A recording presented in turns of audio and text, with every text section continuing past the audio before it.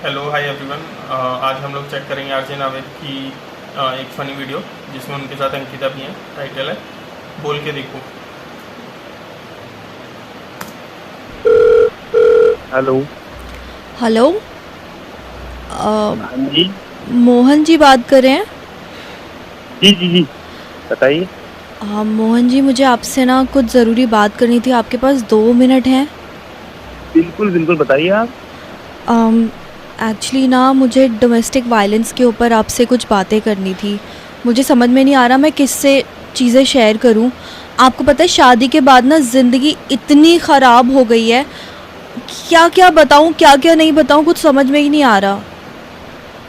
क्या हो गया ऐसा? सबको लगता है कि शादी के बाद ज़िंदगी सुधर जाती है, लेकिन ज़रूरी नहीं है ना ऐसा हो। शादी के 1 महीने बाद ही चीज़ें ख़राब होने लगी थी। मतलब हैरेसमेंट, टॉर्चर और न जाने क्या क्या। और प्रॉब्लम वहाँ आती है जब आप किसी से कोई चीज़ शेयर ही नहीं कर पाते। आप समझ रहे हैं ना मैं क्या बोल रही हूँ? बिल्कुल बिल्कुल, समझ रहा हूँ, समझ पा रहा हूँ आपकी बात।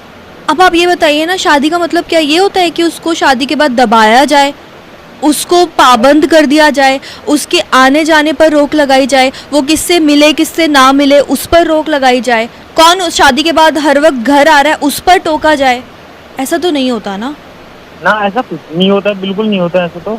आपको पता है शादी के बाद ना खुश रहना चाहिए इंसान, है ना, लेकिन उल्टा हो जाता है कई बारी।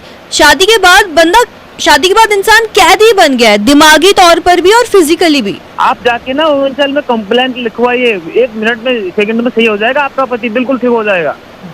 Women cell? नहीं नहीं, मैं तो इनके लिए बात कर रही हूँ। ये एक भाई साहब है बेचारे। बड़ा अजीब लग रहा होगा ना आपको भी ये सुन के कि डोमेस्टिक वायलेंस की बात हो रही है, तो जुल्म लड़की पे क्यों नहीं हो रहा? सर, आपके दिमाग में क्यों आ गया था डोमेस्टिक वायलेंस की बात करते ही कि एक पत्नी पे जुल्म हो रहा है? आपके दिमाग में क्यों नहीं था ये कि हो सकता है किसी मर्द पे भी जुल्म हो रहा हो सकता है किसी मर्द की भी आज़ादी छीनी जा रही हो सकता है किसी मर्द को भी टॉर्चर किया जा रहा हो। पता नहीं, हमने कुछ चीज़ें ना बाय डिफ़ॉल्ट दिमाग में घुसा ली हैं। मैं इस बात को मानता हूँ कि हमारे देश में बहुत सारी लड़कियाँ ऐसी हैं जिन पे जुल्म होता है, लेकिन इन लोगों को क्यों इग्नोर कर देते हैं सर हम? कि बहुत सारे मर्द ऐसे हैं जिन पे जुल्म होता है, जिनको अलग कर दिया जाता है उनके माँ बाप से, जिनके आने जाने पे पाबंदी लगाई जाती है, जिनको हर दिन एक धमकी दी जाती है कि अगर जरा चू भी करी तो अंदर करवा देंगे तुम्हें। एक मर्द की परेशानी पता है क्या है? कि मर्द मर्द होने की वजह से अपनी बात शेयर नहीं करता और लोगों को लगता है कि इस पे कोई जुल्म नहीं हो रहा।